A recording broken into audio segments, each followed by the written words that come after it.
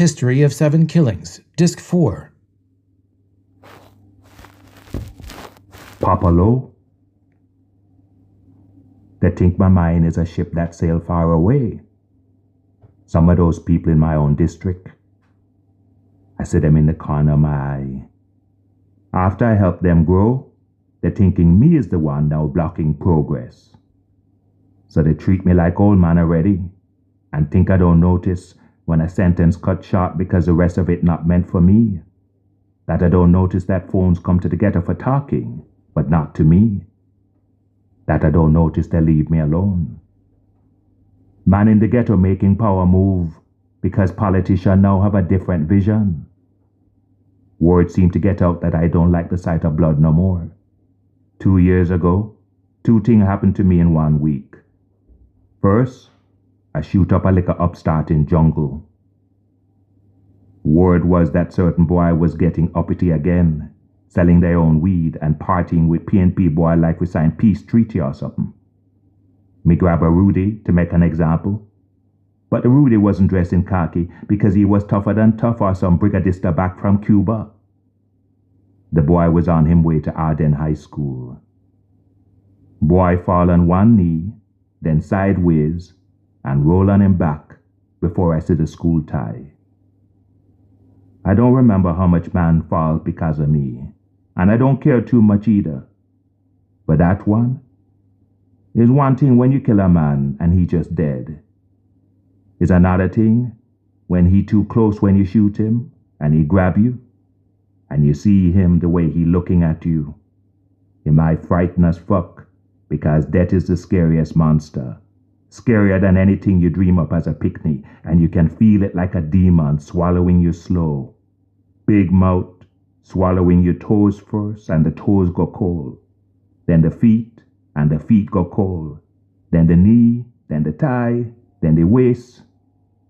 And the liquor boy grabbed me shirt and bawling, "No, no, no, it coming up on me. No, no, no."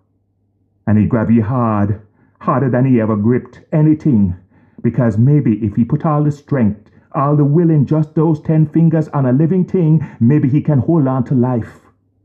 And he inhale like he's sucking in the world and scared of breathing out more than anything, because if he exhale, he might breathe out all the life he got left. "Shoot the boy again," Josie Wales say.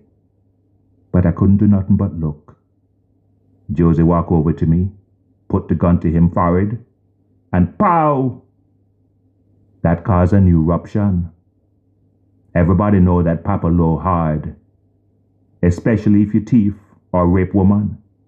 But nobody ever called me wicked before. Not like the boy mother, who walked all the way to the front of my house screaming about how her boy was a good boy who loved him mother and go to school where he just passed 6 GCE subject and was going to get scholarship to university.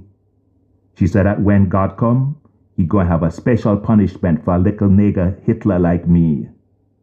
She screamed for her son and for Jesus to intervene before Josie Wales gun butt her in the back of the head and leave her in the road, her skirt flying up every time the wind blow. One time the singer said to me, "Papa, how you get to be top ranking when you worry so much?" I didn't tell him that to be on top is to worry. Once you climb to the peak of the mountain, the whole world can take a shot. I know the singer know that plenty people hate him. But I wonder if he know what shape that hate take. Every man have something to say, but the real haters blacker than him.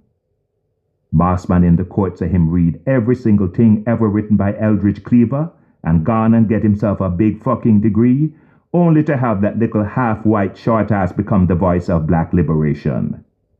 This is who is the Jamaican public face #1? Him can read? Bossman, who just come back from New York and Miami, say what a public relations disaster for the country. Customs stop him twice, asking if he in a reggae band, and what's that smell coming from his suitcase? Ganja? Bossman, who own a hotel on the North Coast, Say that fucking white bitch drinking a daiquiri with an umbrella in her glass. Just ask him how often he wash him hair, and if every Jamaican is a Rasta, even though him clearly have good hair that him comb every day. Then she leave $50 on his desk and her room key. I tell the singer one time that I don't think I ever sense in the spirit so many bad forces with so much power lined up against one man as the forces lined up against you. And he say, the devil got no power over me. The devil come and me shake hands with the devil. Devil has his part to play. Devil is a good friend too, because when you don't know him, that's the time he can mash you down. I said to him, brethren, you're like Robin Hood. He say, but me never rob from a man in me life. I said, brethren, neither did Robin Hood. But evil force and Samford force rising in the night. The singer smart. Him is friend with me, and him is friend with Shatter Sheriff. The singer reason with me, and he reason with Shatter. Not together, that would still be madness. But he reason with we the same way. If Puss and Dog can live together, why we can't love one another? No, so just say. But Puss and Dog don't want to live together, me tell him. But then me think about it hard, and come with another reasoning. When Dog kill Puss and Puss kill Dog, the only one happy is the Jonquil. And the Jonquil been waiting for this all its life. The vulture, with him red head and white feather chest and black wings. The Jonquil in Jamaica House. The Jonquil at the Constant Spring Golf Club, who want to invite him to them pretty party, know that he too big to look away from, and push roast pork in him face, and tell him how they been thinking about doing the reggae, like the reggae is the bumbleclad twist, and ask him if he meet a real star yet, like Engelbert Humperdinck. Still, evil force and Samford force rising in the night. Especially a hot night like this, too hot for December. All certain man can think about is who have and who have not. Me on the veranda with no light on. I look out from my house, and the road quiet. Nothing but Lover's Rock coming from the bar further down the road. One slam, then two, then three. Somebody just win a domino game. I see the calm and hear the calm, and know the calm can't last. Not for me, not for him, not for Kingston, not for Jamaica. For 3 months now, 2 white men come to the ghetto along with Peter Nasser. One speak only English, one speak too much Spanish. They come to see Josie Wales, not me. A man can be top ranking all he want. When the politician make a new friend, that be the one they come to. I wonder what Josie say he will do that they me want. Josie's him own man. Never tried to control him then or now, not since the fall of Balaclava. Copenhagen City is a palace with 4 or 5 princes. Nobody ever wanted to be king before. But when the 2 new white men come to the ghetto, they come to my house to pay respects, but they leave with Josie Wales. And at the boundary, when I expect Josie to wave them off, he get in their car and say nothing about it when he come back. Josie go check him woman at 6:30 and leave her house in new ganzi and pants she get from the free zone. Then he leave. Me not his mother or his keeper, he don't have to tell me where him going. Shipment of guns gone missing on the wharf on the night he was missing too. Man in America sing, give peace a chance. But he not the American living here. I know Josie rounding up men to wipe out Rima once and for all. He don't know that I know that he burned down that tenement on Orange Street with the people in it and shoot up anybody who tried to put it out, including 2 firemen. 1966. No man who went in 1966 leave the way he come in. The fall of Balaclava take plenty, even those who support it. I did support, not quiet, but loud. Balaclava was a piece of shit that make you beg for the richness of a tenement yard. Balaclava was where women would dodge murder, robbery, and rape only to get killed by cup of water. Balaclava get bulldozed down so that Copenhagen City could rise. And when the politicians come in after the bulldozers with their promises, they also demand that we drive all PNP man out. Before 1966, man from Denham Town and man from Jungle didn't really like each other, but they fight each other on the football field and the cricket pitch. And even when two boys get rowdy and a mouth get punched bloody, there was no war or rumor war. But then politicians come. Me welcome them, because surely better must come for we too. 1966. All this happened on the Sabbath day. Josie walking back to him yard from Mr. Miller locksmith shop where he learning a skill. He coming home to a street that never declared colors before. He didn't know that on the Friday before, politicians come through saying close your mouth and fire your gun. They shoot him 5 times. 5th shot, he fall down on him face right in a puddle of nasty water. Everybody run, and those who didn't see and wait until a man come up on a bike and grab him and put him in front and try to hold him from slumping down while he ride to the clinic. A different man come out of that clinic 3 weeks later. Evil force and Samford force rising in the night. The singer tell me a story. How back when reggae was something only few people know, how white rock and roll star was him friend. You reggae dudes are far out, man. Pretty neat. You got any ganja? But as soon as the Natty Dread sing hit songs and break the Babylon Top 100, everybody start to treat him away. They like him better when he was the poor cousin that they can feel good for taking notice. I tell him that politicians do the same thing to me when they realize me can read.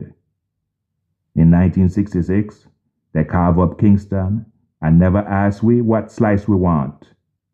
So every land that hid midway on the boundary, Rima, Jungle, Rosetown, Lizardtown, they leave it to we to fight over. Me fight hard until me get tired. I raise the men who now run with Josie Wales and nobody ever better than me.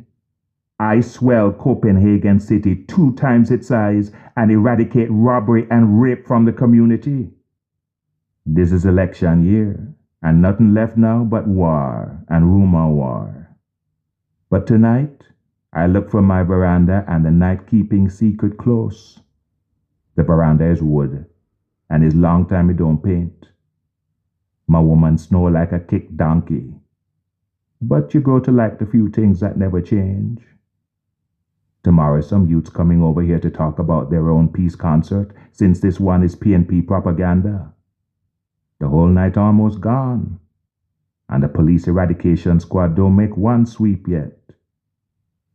This make the night strange. Forget a people not used to full night sleep.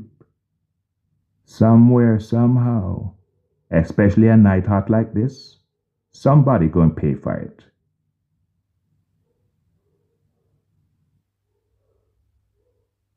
Barry DeFlorio. What did you have for lunch today, Pop? A wamper? Sure thing, sweetie. Pop, stop calling me that. Calling you what? Sweetie. I'm not a girl. You're not, huh? Don't have any girly parts? Nope. So I can't be a sweetie. You're my sweetie, though. Nope. Boys aren't sweet. That's girls. Girls are sweet. And icky. Kinda hard to argue with such rock-solid logic. I could write an article on the things I knew at 6 that I don't fucking know at 36. They are kinda icky, aren't they? But when you're 13, you're going to want to be with them all the time. No. Yeah. Will they like playing with my frogs then? Something like that. Anyway, it's a school night, honey. Pop! Sorry, I forgot that you're a little man now. It's a school night, buddy. So off you go. You too, Timmy. Aw, man. Babylon business, this. Excuse me? Nothing, Dad. That's what I thought. Go to bed, guys. Gee, neither of you kiss your pop anymore? They're grown men now. I I noticed. Make sure you brush your teeth, both of you. My wife follows them. Where are you going? To brush my teeth, too. Very long day. Then again, every day in Kingston is kind of long, isn't it? I knew what she was doing. Amazing how women can use any opportunity to start up an argument, but especially moments like this, when you don't want to fight. But not fighting makes it seem like you don't care, so you say something nice or compliment her, which just makes her say that you're patronizing her, which of course just leads to the fight anyway. I'll be up. The phone rings. In a minute. She goes up the stairs, muttering something about the phone ringing when I'm home. Considering I forbid anybody calling here, not for business or pleasure, this is weird. Hello. $10 million and all you have to show for it is some occasional crap you have that faggot Sal Resnick write in the New York Times? William Adler. Bill. How's it hanging, Bill? To the left last time I wore boxers. They probably ration that shit where you are, huh? Really? Where am I? Some socialist utopia somewhere. Freedom worth the world's best pina colada? What, like in Cuba? You really think I'm in Cuba? That's your info? Don't make my respect for you sink any lower, Barry. So where are you? You're not going to ask how I got your number? Nope. Don't pretend it doesn't bother you. Buddy, I've got a bedtime story to read to my kids. This date of ours going somewhere good? What's your favorite seat at the circus? Know what I hate, Bill? People who answer a question with a question. The Jamaicans do it all the fucking time. Then put a trace on the call. I'll wait. No need. You might be overestimating your pull. Nah, I think I estimated my pull just about right. You're killing me, man. What do you want, Bill? Fetching some shit for Fidel? Maybe. But why would I call you? You haven't had access to good info since Montevideo. You seem to have nothing but good info these days. I guess. Pity about those 7 guys you had to send back. I mean, the company was always sloppy as wet shit, but Jesus. You endangered lives, son of a bitch. I endangered a $10 million budget. An awful lot of money for a little country like Jamaica. How are book sales going? Can't complain. Made the fiction bestsellers list yet? I've been watching. Nope. Racing up the how-to advice list, though. Nice. Listen, Bill, as much as I like this Bogey and Bacall thing we got going here, I'm actually really tired. So what do you want? A few things. 1, either call off the dipshits you've got tracking me, or get better people to do it. Nobody is following you as far as I know. Besides, had I, wouldn't I know where you are? Call them off, or stop insulting me by being so obvious. By the way, you might want to send some manpower out to Guantanamo to pick them up before the Cubans do. I'll leave you to guess where they are.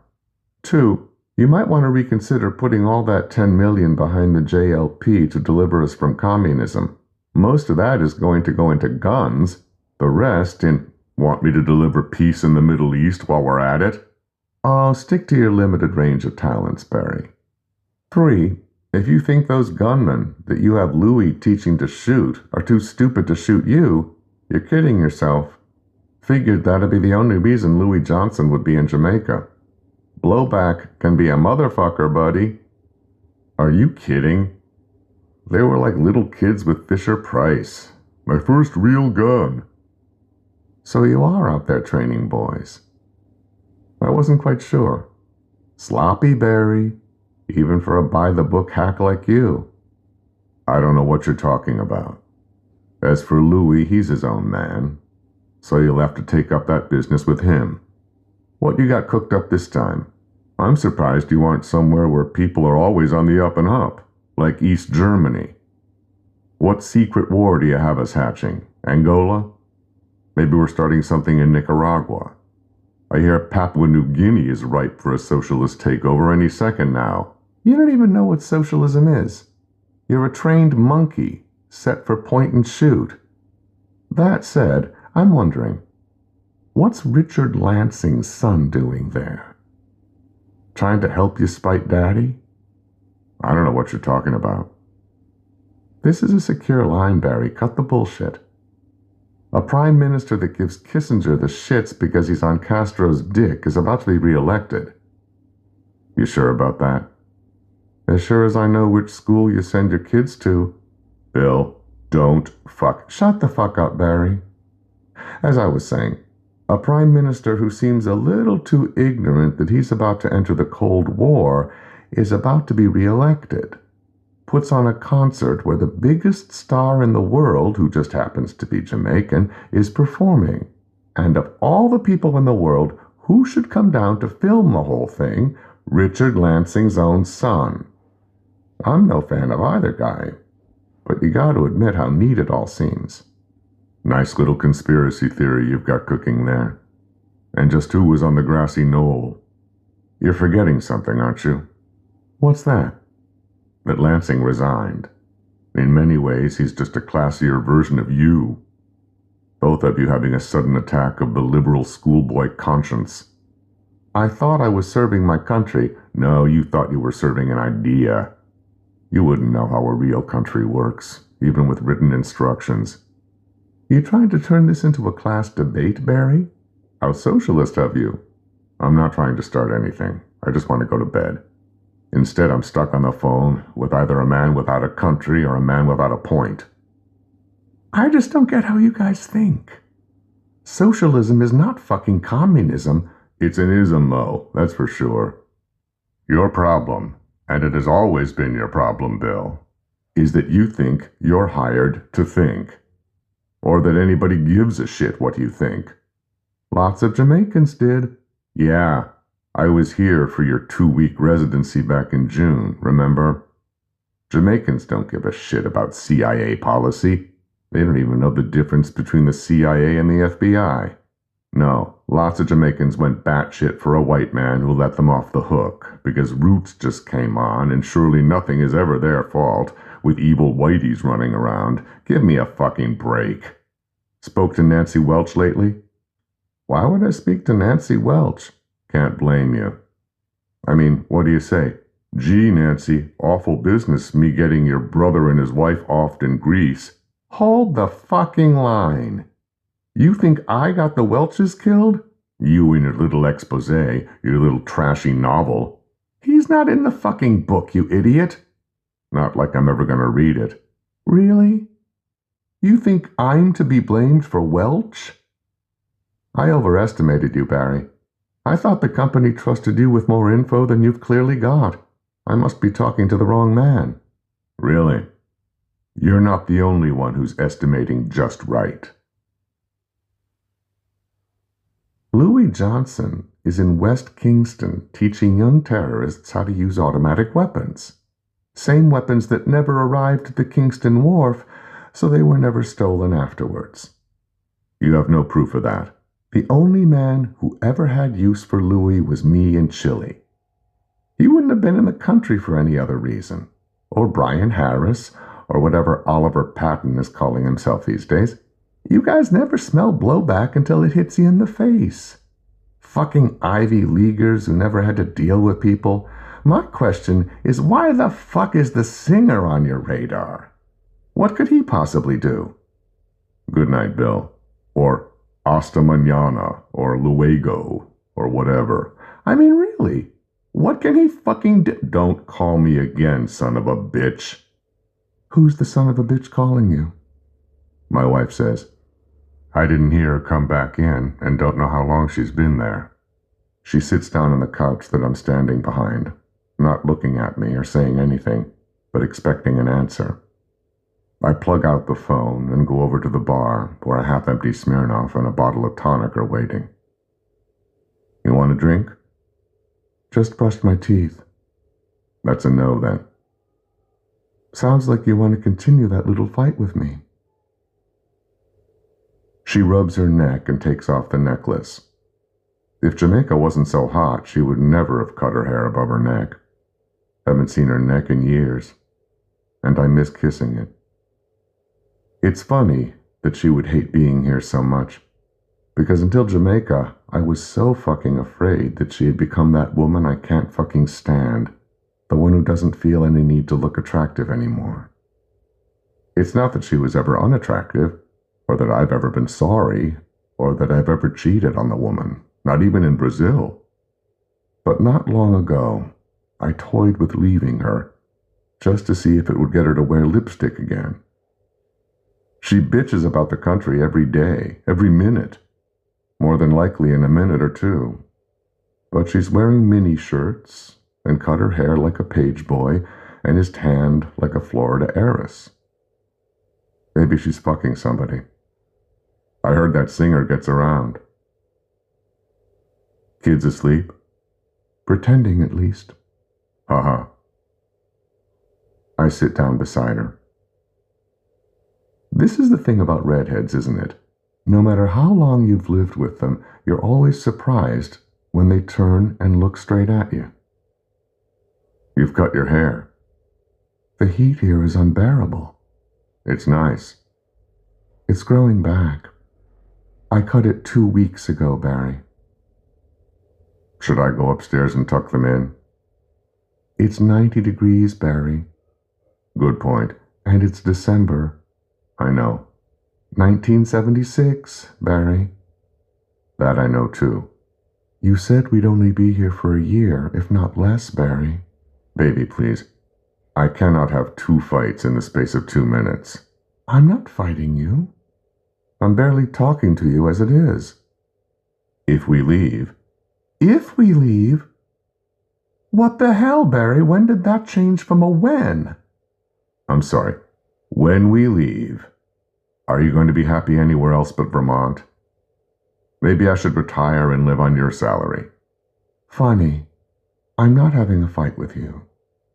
I'm just reminding you that a year is 12 months, and this is month 12. The kids will miss their friends. The kids don't have any friends. Barry? Yes, sweetheart. Don't overestimate how many choices you think you have. You have no idea how fucking tired I am of that goddamn word. She's not going to ask what I mean, preferring to let her sentence hang like that. Work, marriage. She's not being specific, because if she were, it would reduce the threat. I could ask what she means, and then she'll 1, explain it to me like I'm some retard slow on the uptake, and 2, use it as a way to start a fight. I don't know how she thought her life was going to turn out, but I'm sick and tired of explaining it to her like I'm on some fucking TV show that has to bring the audience up to speed every week. In the preceding story, our erstwhile hero, Barry DeFlorio, the intrepid, dashing, charming, and hung hero, took his wife to the concrete jungle of Jamaica on a mission of sun, sea, sex, and secrets. Barry DeFlorio was on the job, but his wife— Stop that. Stop what? Humming the words that you're thinking. You don't even realize when you do it. What am I thinking now? Oh, for Pete's sake. It was bad enough raising 3 children in Vermont. Takes a while for me to realize, she said 3. You're so pretty when you're angry, I say, anticipating the look before I get it. Except I don't get it. She doesn't even look at me, right beside her, trying to grab her hand. I think about repeating it, but don't.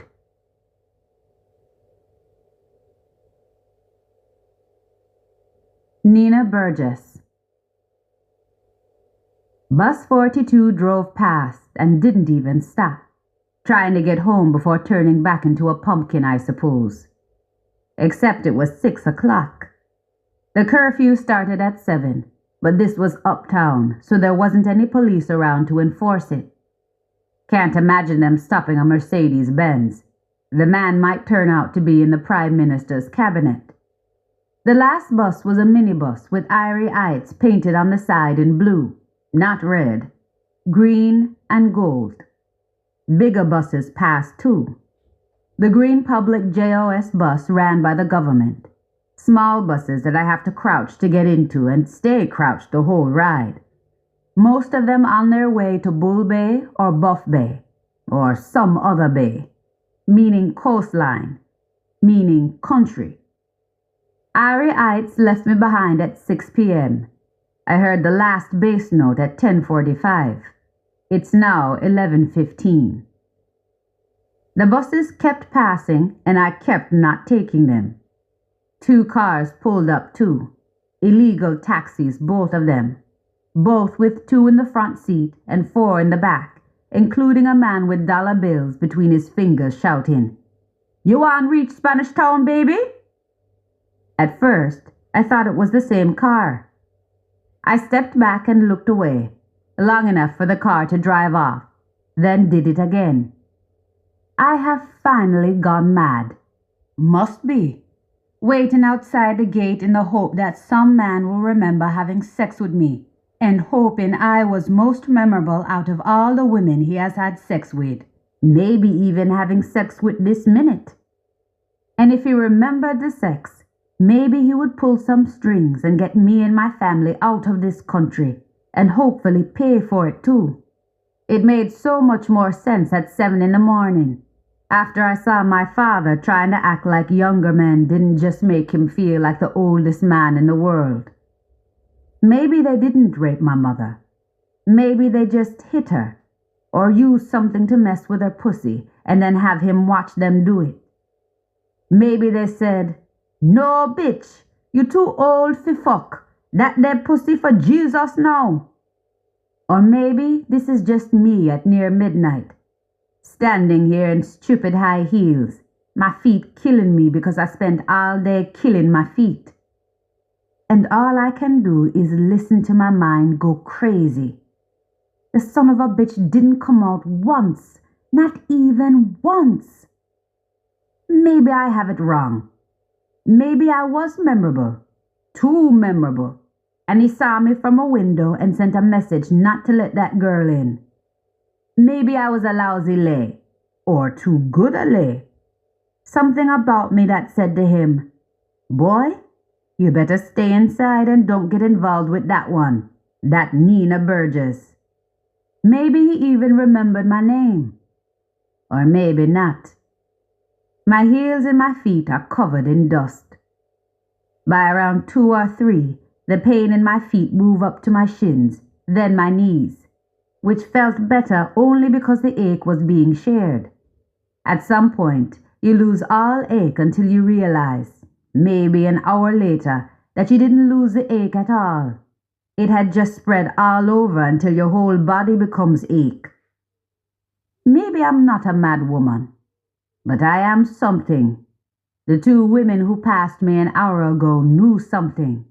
I saw them from, who knows, a mile up the road, when they were moving white dots until they were barely 20 feet from me. 2 dark women in white church dresses and hats. But this is what me telling you, Mavis. No weapon formed against Almighty Jesus shall prosper, the one on the left said. They both looked at me at the same time and went quiet. They didn't even wait until they were past me before one whispered to the other. "It's 10 p.m. I know what they were whispering. "Me just fuck your man for $20, I say. They speed up their walk, trying so hard to get away that the left one nearly trips. Nobody has walked past me since. It's not that Hope Road goes to sleep. Behind me are apartments, and in front is his house. Lights are on everywhere. The people don't go to sleep. They shut themselves off from the road. It's like an entire city turning its back to you, the way those church women did. I think about it. Being a hooker, jumping in the last Benz or Volvo, heading way up Hope Road, to Irish Town maybe. A businessman or a diplomat who lives in New Kingston, who'll rape me because he'll get away with it. If I just stand here under the orange streetlight and lift up my skirt so that the light hits my bush, maybe somebody would stop. I'm hungry and I need to piss. The light in the top room of his house just went out. The night that Kimmy took me here and then left, I didn't plan on sleeping with him. I did want to see him naked, but not like that. I heard he got up every morning at 5 and drove to Bull Bay and bathed in the waterfall. Something about it sounded so holy and so sexy at once. I'd been imagining him rising out of the falls, naked because it was early enough. I'd been imagining river water being the saddest thing in the world because sooner or later it had to slide off his body. When I saw him out on his balcony, naked, eating fruit, I thought the moon must be sad too, knowing he would soon go inside. Thought is stretching it. I didn't think. Thinking would have stopped me from going out on the balcony. Thinking would have stopped me from taking off my clothes, just in case me clothed and him naked would have made him self-conscious, as if he had a self-conscious bone in his entire body. He said, "Me know you," which might have been true. A woman likes being remembered, I guess. Or maybe he just knows how to make a woman feel like she was missed. After the music stopped, a few people left. It was the first time that gate opened. Couple cars, one Jeep. Not his truck. He was still there. Him and probably half the band too. I thought about running in, taking off the heels and sprinting fast enough that the guards wouldn't have caught me until I was inside. By the time they grabbed me, they would see that I was brown and leave me alone, and I would shout his name and he would come downstairs. But I stayed on my side of the road, by the street light and bus stop. A light from a room on the right just went out. My father keeps saying that nobody is going to drive him out of his own country. But some months before the attack, he sat me down in the kitchen and read me an article in the Gleaner. I was visiting and didn't plan to stay long. He wouldn't let me read it myself. He had to hear himself tell me. The article was called "If He Fails," he being the Prime Minister. "Daddy, that article was from January. You hold on to it all this time?" I said. My mother then told me he reads it every week. That would be 47 times so far. The light in a room downstairs left goes off. There's a curfew and I'm not supposed to be out here. I have no explanation for the police should a car pass by. I have no explanation for myself. Kimmy was home when he read the article to me. This was the second time for her, and she was not going to sit down to hear no CIA Samfi bullshit. Not before hissing, yawning, and groaning like she was 6 years old and we had to sit through adult church. "This is just JLP right-wing propaganda," she said before he finished the last sentence. "Total propaganda. How can you have a JLP chairman writing an article like him as a journalist? He's just more politics and saying for blood clot business this. What about free education for everybody all the way up to bachelor's degree? What about the Equal Rights for Women Act? What about all those backside companies who now at least have to pay a fee before they rape us?" My mother gave her the "that is not how I brought you up" look. Me? I was just happy that she didn't show up with Ross Trent, bass player and African herbsman, otherwise known as the son of the Minister of Tourism. My mother called him an item, even though he called Kimmy the Babylon princess to her face. Even though as the minister's son he would reach 30 before visiting all the rooms in his father's 4 houses. But Kimmy needed that somebody who could knock her off whatever platform Daddy placed her, so that she could make a new daddy out of him. And as I said, Che Guevara was dead. Mummy, who never takes a side in the discussion, much less talk, said that she was thinking that we needed a home guard. The Prime Minister himself had been talking about it, what with the crime rate skyrocketing and the people having to take it on themselves to shoulder the burden of safety. The three of us never agree on anything, but we all looked at her like she was mad. In fact, that's just what she said. "Don't you all look at me like me mad?" My father said there was no way he hiring no Tonton Macoute in him own country. He asked me what I thought. Kimmy looked at me as if our relationship would hinge on anything that came out of my mouth. When I said that I don't think anything, they were both disappointed. I prefer to remember than to think. If I think, sooner or later I'm going to have to ask myself questions. Like, why did I sleep with him? And why did I run when it was over? And why am I out here now? And why did I stay out here all day? And what does it say that I can pass the entire day doing nothing? If it means I'm one of those girls that serve no damn purpose.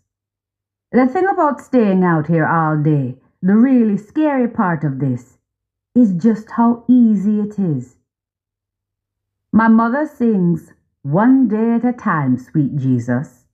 And even Daddy likes to say that, one day at a time, as if it's some strategy for living. And yet the quickest way to not live at all is to take life one day at a time. It's the way I've discovered to not do a damn thing. If you can break a day down into quarters, then hours, then half hours, then minutes, you can chew down any stretch of time to bite size. It's like dealing with losing a man. If you can bear it for 1 minute, then you can swallow 2, then 5, then another 5, and on and on. If I don't want to think about my life, I don't have to think about life at all. Just hold for 1 minute, then 2, then 5, then another 5. Before you know it, a month can pass and you don't even notice because you've only been counting minutes. I'm outside his house counting minutes, not even realizing that an entire day just ran away from me. Just like that. The light in the room top left just went back on. The thing I should have said, the thing I wanted to say, is that it's not the crime that bothers me. I mean, it bothers me like it bothers anybody. Like how inflation bothers me. I don't really experience it, but I know it's affecting me. It's not the actual crime that makes me want to leave. It's the possibility that it can happen any time, any second now, even in the next minute. That it might never happen at all. But I'll think it will happen any second now for the next 10 years. Even if it never comes. The point is, I'll be waiting for it. And the wait is just as bad because you can't do anything else in Jamaica but wait for something to happen to you. This applies to good stuff too. It never happens. All you have is the waiting for it. Waiting. The son of a bitch didn't even come out to his veranda. But should he come out right now? What? I don't know if I could move. I don't know if I could run across the street and shout from his gate. My dirty feet are telling me that I've been waiting for so long that wait is all there is. The one time I didn't wait was when I saw him on the back balcony. I didn't wait afterwards either. I thought about telling Kimmy. She wouldn't have expected it of me, which is why I wanted to tell her that I got closer to Che Guevara than she ever would. The Babylon princess. Across the road, but a good 50 feet or so from the gate, a car just pulled up. A white sports car that I didn't even see coming. I didn't see the man either, jumping off the wall on my side off the road and walking over to the car. I clutched my bag even though he was already in the car. I don't know how long he was there, standing by the wall in the dark. Only a few feet away from me, watching. I didn't even see him or hear him. He could have been there for hours too, watching me all this time. The white car turned into his driveway and stopped at the gate. I'm pretty sure it's a Datsun. The driver got out, and I can't tell if he's light or dark, but he's wearing a white merino. He walks to the side of the gate to talk to security, I guess. When he turned to get back in the car, his eyes flashed. Glasses. I watched the car drive off. I need to leave. Not just Jamaica, but this place, right now. I need to run. So I do. The house doesn't look at me, but shadows do. Up the road and down. Shadows moving like people. Men maybe. Men change at 11 when there's some defenseless woman around. Part of me is thinking that this is bullshit and maybe I just need something to get frightened over. My high school teacher used to warn us not to dress like sluts and fear rape all the time. We wrote a note in left-hand writing with crayon one day and slipped it in her desk drawer. It was months before she found it and read, "As if even a blind man would rape," before she realized she was reading out loud. Running is relative. In high heels, you can only skip real fast, barely bending your knee. I don't know how long I've been skipping, but I can hear my feet tap, tap, tapping, and my head decides to laugh at how stupid I must look, and wee Willie Winkle runs through the town, upstairs, downstairs, in his nightgown, jumps into my head, and stays there, tapping at the window, crying through the lock. Are the children in their beds? It's now 8 o'clock.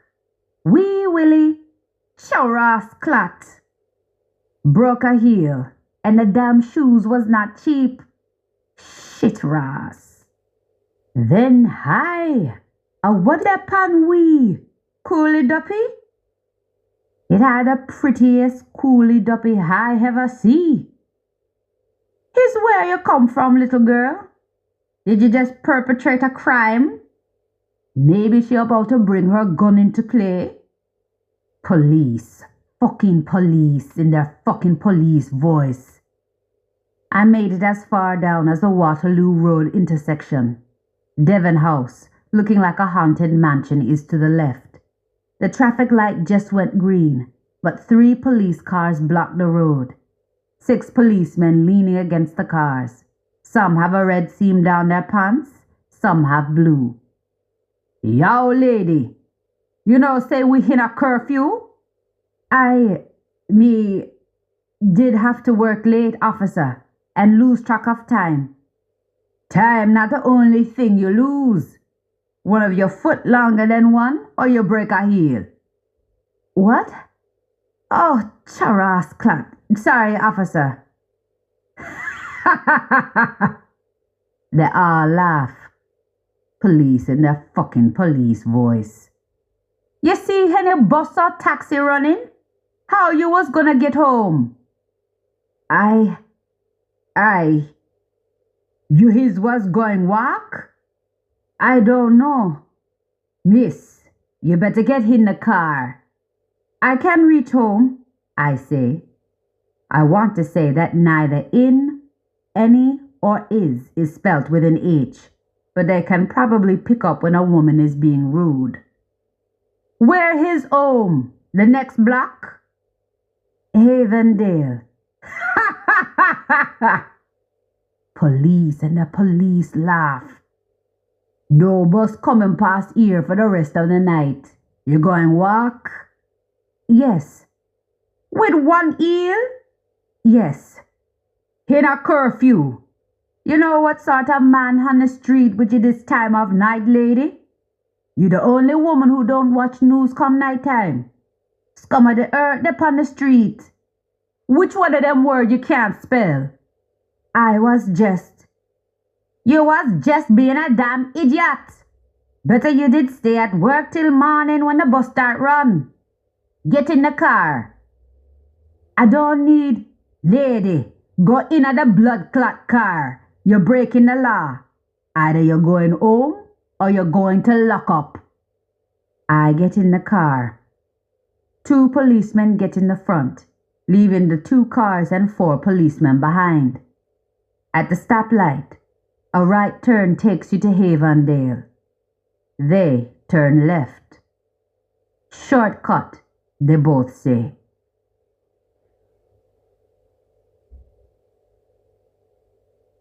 Deimos. This is the house by the sea. It only have 1 room and is not a house, but it used to be a home. The man who closed the road to let the train pass, me no know him name, but he died in 1972 and nobody take him place. The train stopped passing when West Kingston turned into the Wild West and every man turned into cowboy. I wanted to be Jim West, but him pants too tight. The TV in the Chinese shop black and white, but I guess that him pants is blue, a girl blue. This is a house that is 1 room, and a man who used to live here sleep on a sponge and shit in a bucket that he wash out in the sea. Nobody remember him name.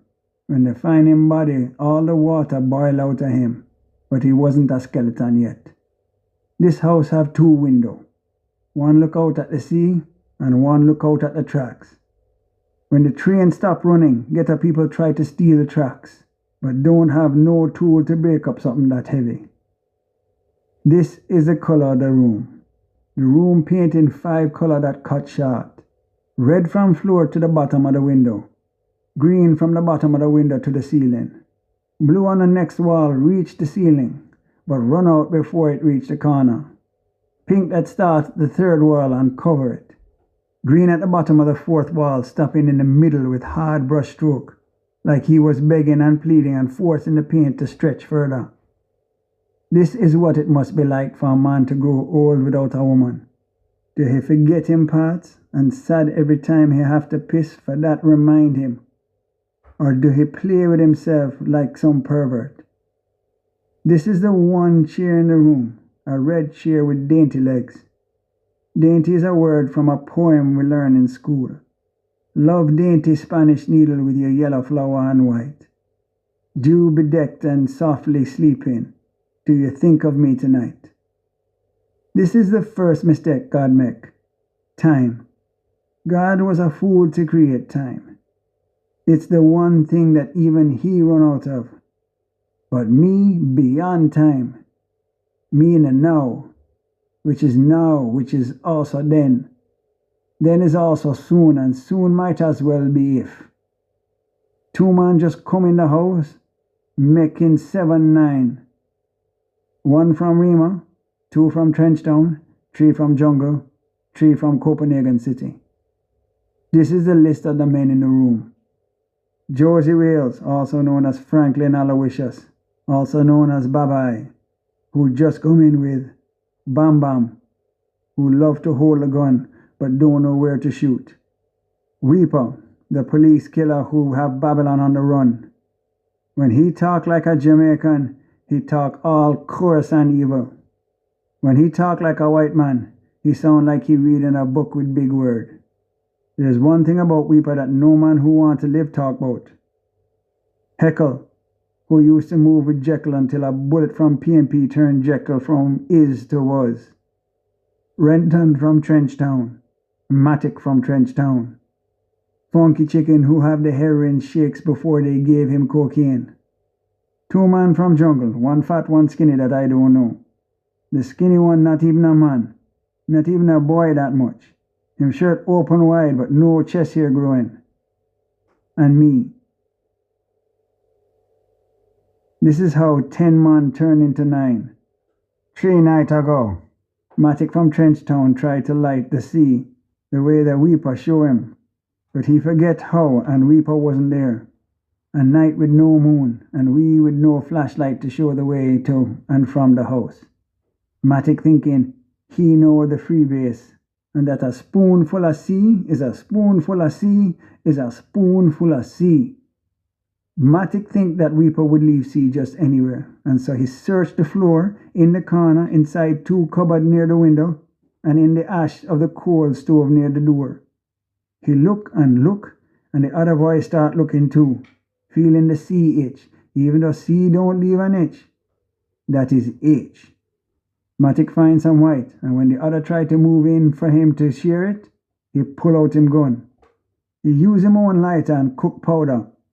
He remember to heat the C in water and add in the baking soda he see in the cupboard. He smile like a pro while the other men look at him like a hungry tiger. But Matic forget the rest. He forget the other liquid that Weeper used, the ether. He was also stupid enough to think that Weeper would leave a stash in the house. The sea wouldn't burn. It wouldn't change. No smoke was coming for him to smoke it. So he licked the fire-hot spoon so hard that we hear him tongue sizzle. Freebase hit with a quick kick, and the kick takes 8, 7, 6, 5, 4, 3, 2, 1, nothing. Fuck with this, Matic. Then fall front way, him face slamming into the floor with a bomb, and him mouth start to froth. Nobody touch him until Weeper come and laugh and ask if we didn't think it funny that a dirty nasty shot like this don't have no rat. This is how 9 man become 8. Last night, Josie Wade tell me what we going do. Renton from Trenchtown say him cut a hit tune, and he not pulling no gun like that boy in the Heptones who in prison when white man put him song in a movie.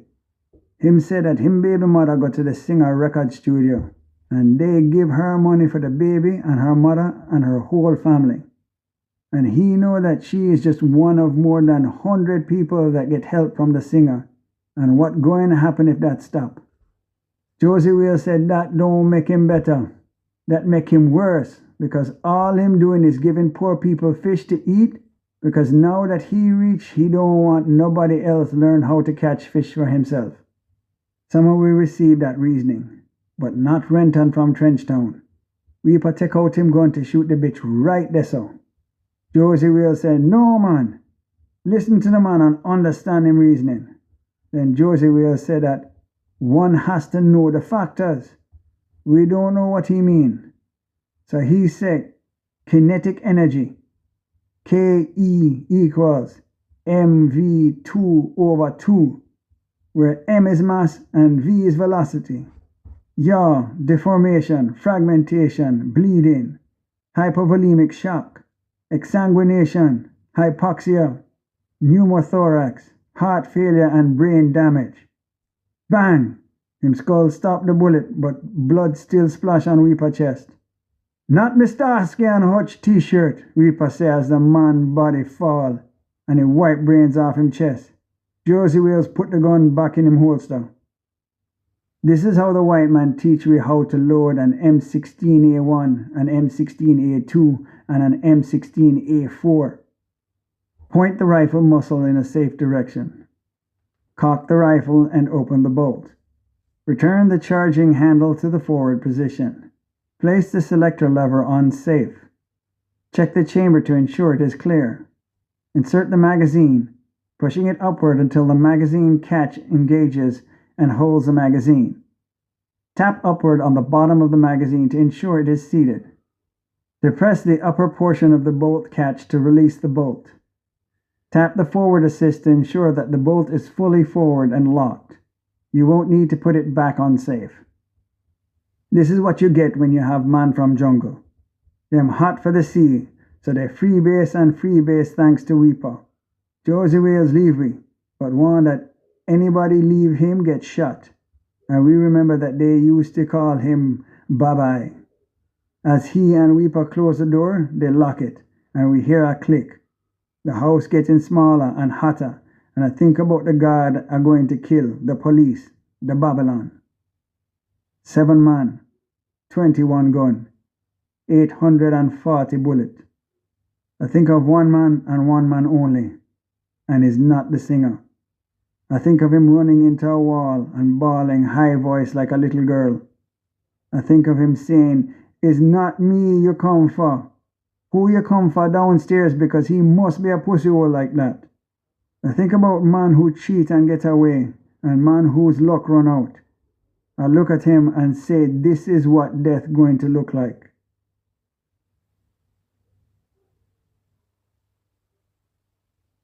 Sir Arthur George Jennings. And now we are in the time of dying. The year surrenders in 3 weeks. Gone the season of wet, hot summer, 96 degrees in the shade. May and October rains that swelled rivers, killed cows, and spread sickness. Men growing fat on pork, boys' bellies swelling with poison. 14 men lost in the bush while bodies explode, 3, 4, 5. Many more will have to suffer. Many more will have to die. I stole those words from a living man who already has death walking with him, killing him from the toe up. I look down on my hands and see my story. A hotel on the south coast, a future my country could taste. Sleepwalking, they said when they found me. And so they built a picture from hearsay of my 2 hands held out in front and stiff like Frankenstein, my eyes closed, my legs stomping in a communist march over the banister, 3, 2, 1. They found me naked, my eyes alert but washed of their brown, my neck floppy, and the back of my skull smashed, my penis at attention, something the hotel workers saw first. Hidden in my blood was dirt from a man's push. There are things about death that the dead cannot tell you. The vulgarity of it. Death changes where you die into a room where the body shames itself. Death makes you cough, piss, death makes you shit, death makes you stink from inside vapors. My body rots, but my nails still grow into claws as I see and wait. I heard that a rich man in America, a man with money and power written in his name, died inside a woman that was not his wife. An enormous boat of a man crushing the woman with his dead weight.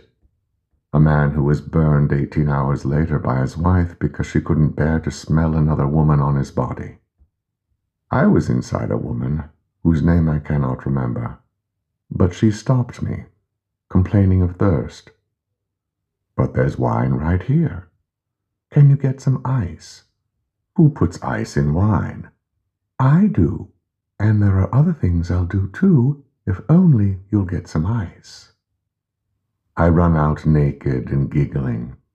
It's 5 in the morning. Tiptoe down the corridor like wee Willie Winkle. The dead have a smell, but so does the killer. My death took 2, one to demand it, and the other to make it so. Before I flew over the banister, there was lemongrass and wet dirt, the crunch of a footstep on floors clean as mirrors. I am in the house of the man that killed me. I have never smelled myself on his hands, just the linger of old death. Not a stench, but the memory of it, the iron tinge in the blood of stale kill, the sweet stinking lure of a body dead 5 days. In the world of the living, he is a mature man now, not caring that he smells like he stumbled upon somebody else's money, like expensive suits that used to belong to somebody else. Except he is not wearing a suit. I was naked when they found me, and he is naked as I find him. His belly is rounder. His back ripples fat as he thrusts up and down, and he'll have to die at the back of his head again. His body hits hers in a sweaty slap, slap, slap. He grunts on top of her, the first runner-up he married. The white bed is a whirlpool. She notices that he is not stopping and taps him on the shoulder. His head is in the pillow, but he's holding her down. She's in jail, then knows it, so she taps him again. He grunts and she pushes him. You know I don't want to get pregnant, you son of a bitch. He plops his weight on her until he comes and blows his breath all out in the room. Jamaicans need to know that them leaders can work it, he says. It's the first time in years that I'm hearing his voice, except it's not years. I'm stunned that it hasn't changed, still sounding improper even when he speaks correctly. I am in the wrong place. And so is she. She is the first runner-up he married when he failed to get the Miss Jamaica. Her father wanted her to marry full white. Dry shit come of me, Batty, before me make some Syrian with a Lebanese haberdashery marry my bloodcloth daughter, he said. The woman whom I was inside, I cannot remember her name. I never see her. Not that I would know where to look. Maybe there was love, but ghosts haunt out of longing, and I have no longing. Maybe it was not love, or maybe I am not a ghost, or maybe my longing isn't for her. Who asks for ice in wine?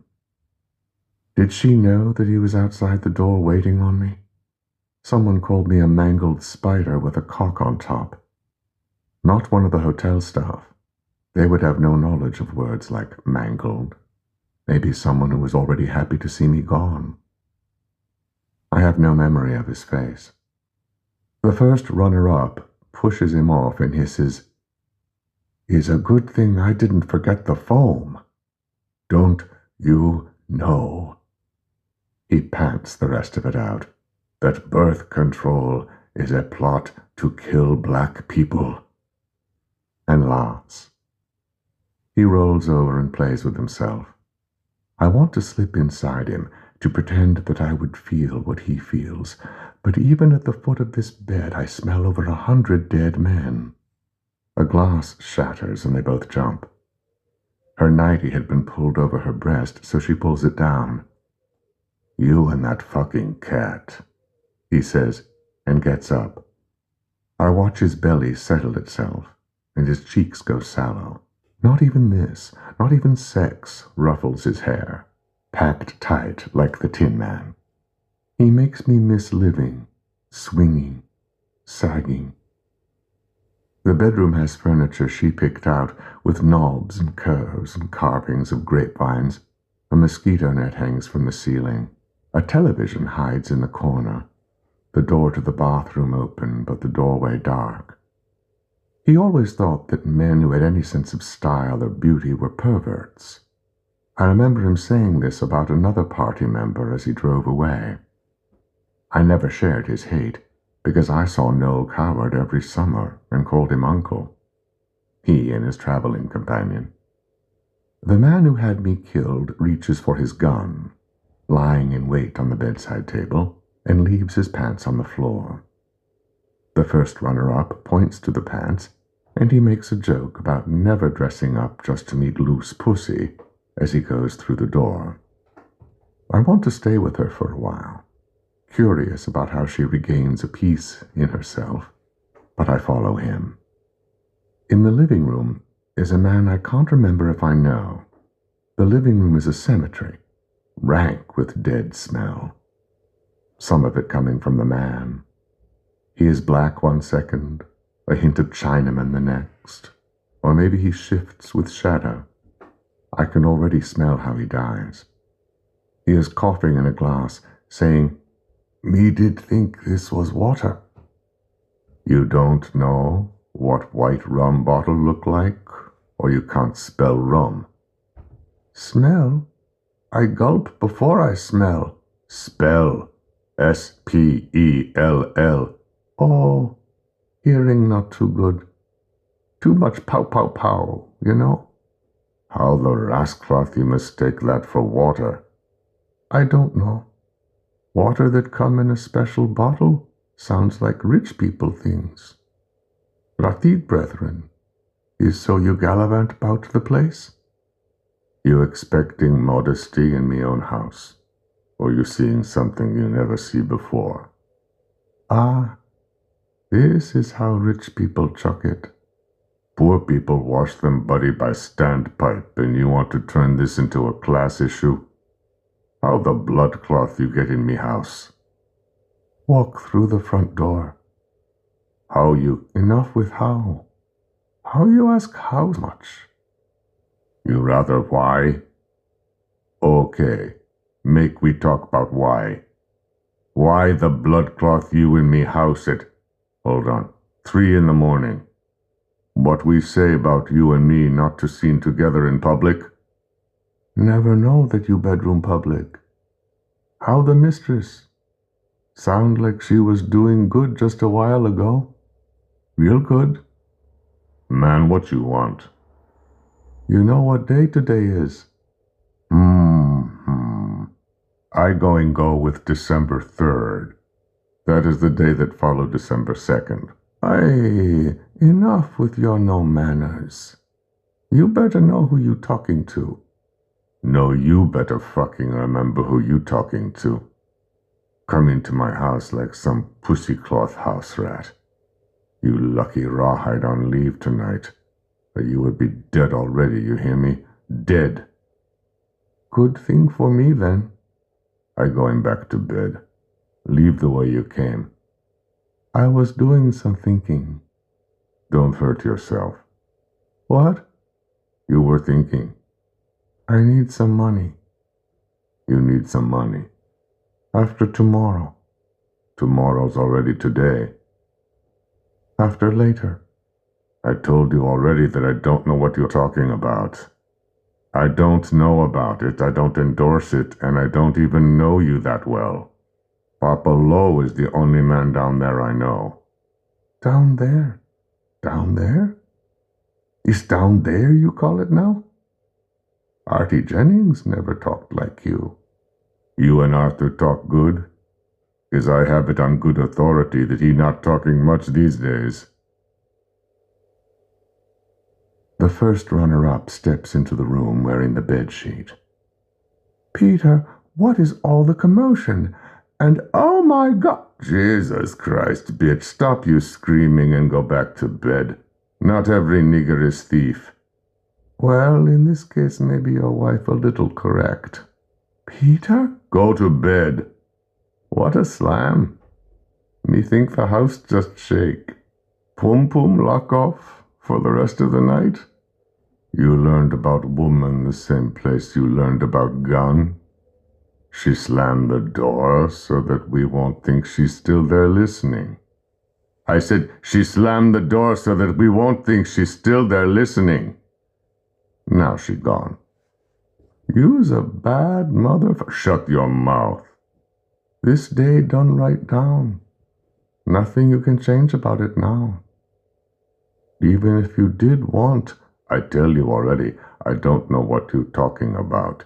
And I certainly don't know what you talking about needing money when you same Josie Wales fly to Miami only 2 weeks ago.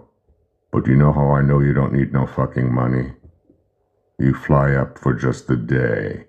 Come back, what, 7 o'clock? That was a little business. Nothing little about you. Or your other little trip to the Bahamas. Every man who about him business in this country have a fucking secret. The singer meeting with Papa Lowe and shot a sheriff same time. Tell me something I don't know. Papa Lowe planned to meet up with Shot a Sheriff, talk serious things where nobody can hear them. They both stopped eating pork, by the way. Oh, that I didn't know. What the fuck them two up to? Seriously, what could they possibly have to talk about? And what do you mean, they both stopped eating pork? They turning Rasta? Is this the singer doing? Is him getting them to talk? You really need help to answer that question? You talk too much fucking step with me, nigger boy. Boy, in your fucking brief. The price gone up. Take that shit to CIA. Rasta don't work for the CIA. And Josie Wales, I don't fucking work for you. Take my foolish advice and use the door. And don't come here again. Me taking the rum. Take 2 glass while you at it and teach yourself some fucking class. Ha ha, you is something else. Even the devil look upon you and go, you is something else. The man leaves, not closing a single door. There is another man I see around these dead lands who I don't know. A dead man who died wrong. A fireman who would have gone in peace had he died in a fire. He is in the room as well. He came in with a man named Josie Wales. He walks around him, walks through him at times, which Wales mistakes for a shiver. He tries to strike, but goes right through him. I used to do that with the man who had me killed. Tried to strike, punch, slap, and cut, and the most I ever did was make him shiver. The rage goes, if not the memory. I would say you live with it, but the irony is a bit too bitter. I know his story too, since he cries it every time. He's crying it now, not seeing that I'm the only person in the room bearing witness. Running to the fire on Orange Street, him fireman number 7. A fire set in a 2-story tenement, the flames a mad snake looping through the windows, 5 children already dead, 2 shot before the fire. He grabs the hose, knowing the water will only sputter, and runs through the gate. His cheek burns on the right, and his temple explodes on the left. The second bullet hits him in the chest. The third grazes the neck of the fireman behind. Now he follows the man who sent him to be with people like me. Josie Wales leaves through the window. The fireman follows. The day is young, but is already dead.